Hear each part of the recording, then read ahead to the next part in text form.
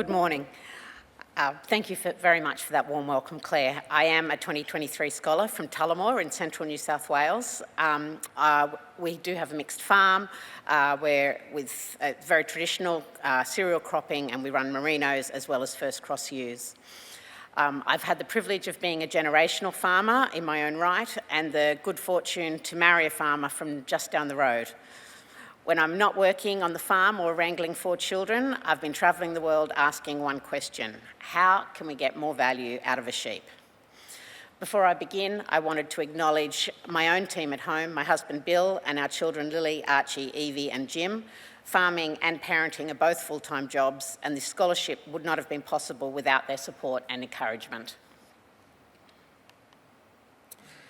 My study topic is value adding to sheep, and before I get into the detail, I wanted to acknowledge the RAS Foundation, who generously invested in me and supported me throughout this journey. Their commitment to regional leadership and the future of agriculture goes far beyond my scholarship. Through the scholarships and grants they provide, they've backed countless people and regional communities. For me personally, their support has made it possible to ask the big questions, travel widely, and return home with clearer insights and a deeper commitment to both the land and the industry I love. Why do we want or need to value add? Australia's sheep meat sector has earned a strong reputation globally, with demand from Asia, the Middle East, North Africa and the US.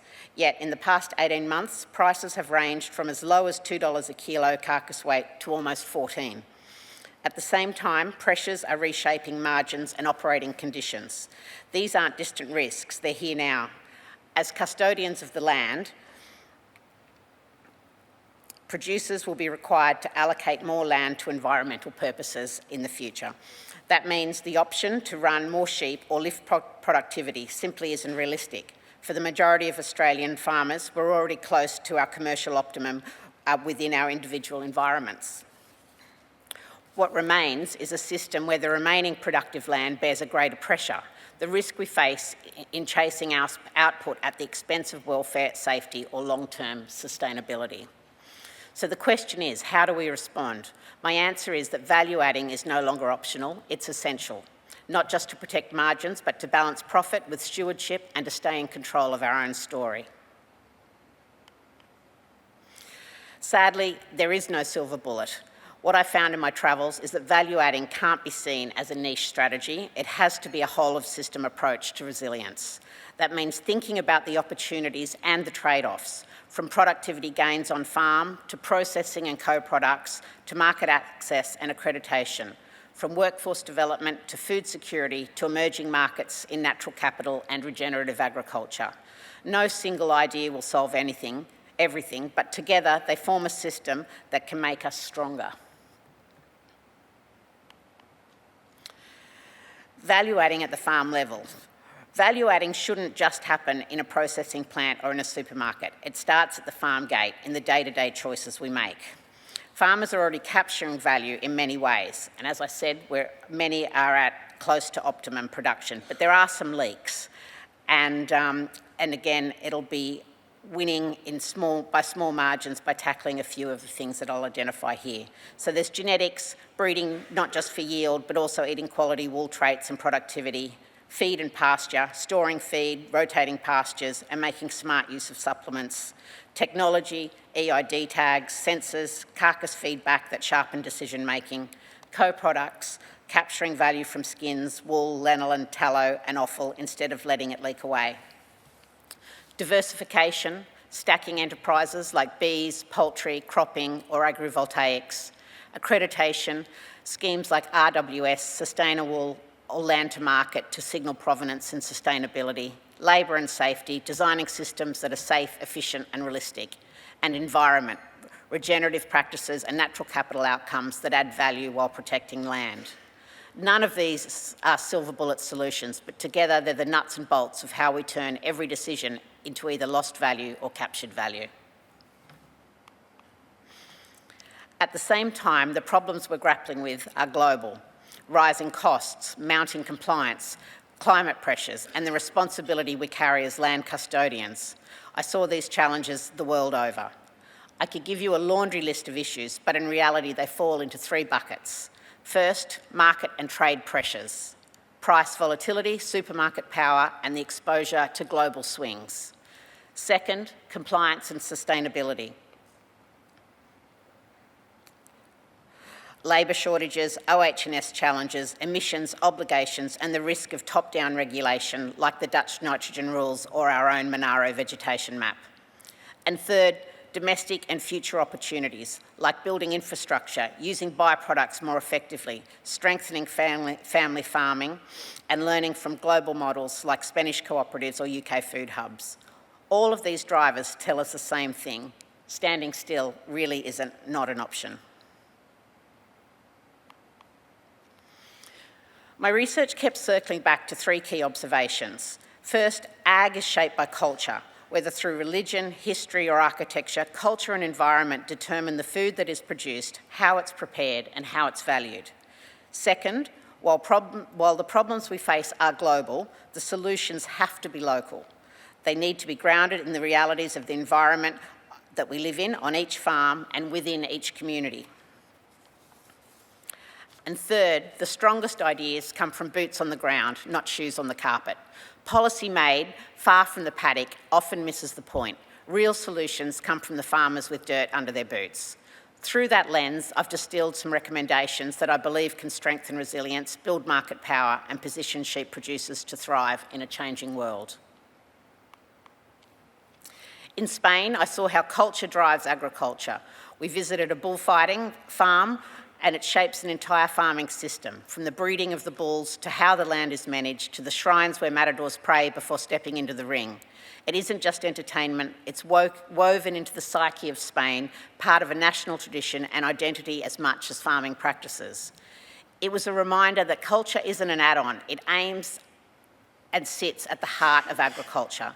You see it in halal practices across the Middle East, the Sunday roast in the UK, or lambs at Easter in Australia. If we want to connect with consumers and capture value, we have to understand the culture. In Canada, we visited the Oceanwise Plastics Lab in Vancouver. Their research on microplastics was impressive, but the contradictions were hard to miss. Plastic chairs, plastic cups, and seaweed samples stored in plastic tubs. We also visited an old salmon cannery. It stood as a reminder of Canada's colonial heritage, where women, Indigenous Canadians, were exploited and where the river itself was exploited and fished out, all in the desire to feed global markets. The lessons were clear. When agriculture and food systems ignore people, they undermine the very communities that sustain them. In New Zealand, we saw fertile land converted to intensive dairy, irrigation scheme rolled out one after another, cows fed imported grain and palm kernel extract. Also, the milk could be dried and exported to Mars and Nestlé for high-energy, low-nutrition products.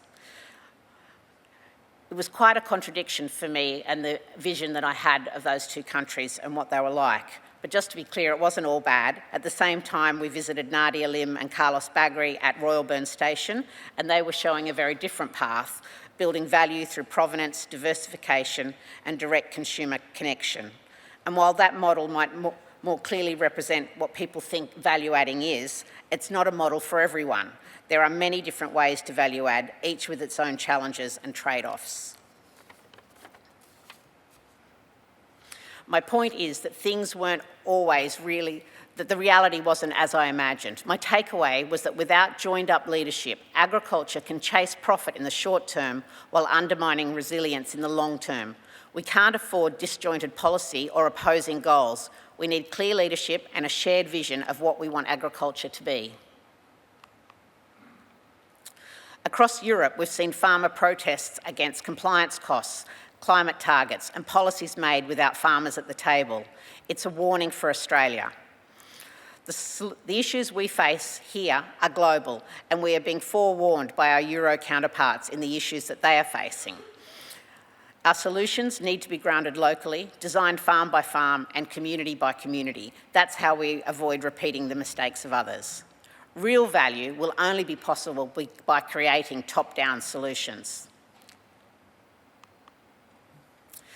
So through this journey, I've arrived at a list of recommendations, but I'll focus today on 5 in the interest of brevity. But first, I thought we should establish a Minister for Food. We need one role that unifies policy across trade, health, environment and agriculture.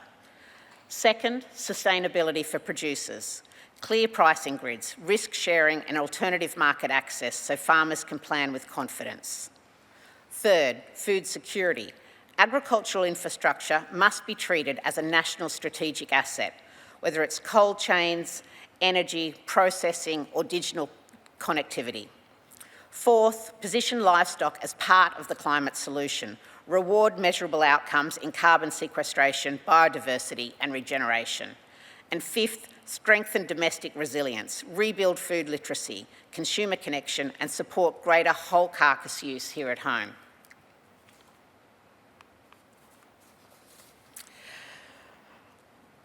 Underpinning all of this is one clear truth. Farmers need to be sitting at the table. At the World Food Forum and the Committee on World Food Security in Rome, I saw how easily decisions can drift away from lived reality. If we're not there, policy gets written about us, not with us, and that risks excluding the very people responsible for delivering the outcomes. I'll wrap up by saying that the true value of a Nuffield Scholarship lies not only in the research and the travel, but in lifelong learning, in the global network of innovative thinkers, and in the exchange of ideas within agriculture here and abroad. And finally, thank you to all of you here in this room, the broader Nuffield Australia community. This program changes the way we think about farming, the world and ourselves. I'm proud to have been part of it and I look forward to what comes next.